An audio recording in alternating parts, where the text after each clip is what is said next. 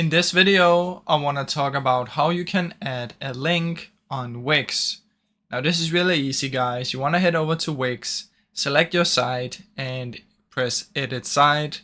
Once you're inside of the site here, you want to find anything that you want to put a link on.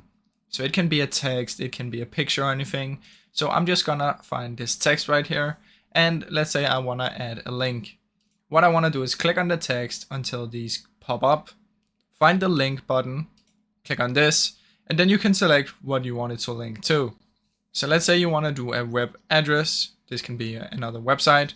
You click on this and then simply paste in the URL right here. And what this will do is when you press done, whenever someone clicks on this, it's going to take them to the new URL that you put in. You can also put in emails and stuff like this, and that's basically how it works.